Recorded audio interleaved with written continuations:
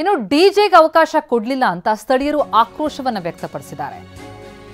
ನಡು ರಸ್ತೆಯಲ್ಲೇ ಗಣೇಶನನ್ನ ನಿಲ್ಲಿಸಿ ಪ್ರತಿಭಟನೆ. ಚಿಕ್ಕಮಗಳೂರಿನ ಬೀರೂರು ಪಟ್ಟಣದಲ್ಲಿ ನಡೆದಂತಹ ಘಟನೆ ಇದು. ಗಣಪತಿ ವಿಸರ್ಜನೆ ವೇಳೆ ಡಿಜೆಗೆ ಹಾಕಿ ಅವಕಾಶ ಕೊಡಲಿಲ್ಲ.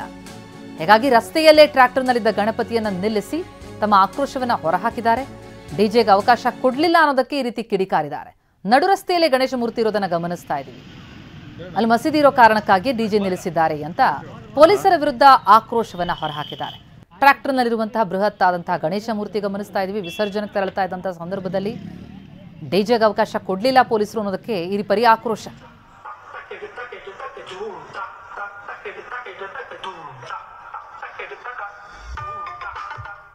ಸರ್ಕಲ್ನಿಂದ ನಾವು ನಮ್ಮ ಬೀರೂರಿನ ಉದಯ ಭಾಗ ಕ್ಯಾಂಪ್ ಮುಖಾಂತರ ನಾವು ಪ್ರತಿ ವರ್ಷ ಮೆರವಣಿಗೆನ ಇದೇ ಕಲಾ ತಂಡಗಳು ಡಿಜೆ ಮುಖಾಂತರ ಹೋಗ್ತಾ ಇದ್ವಿ.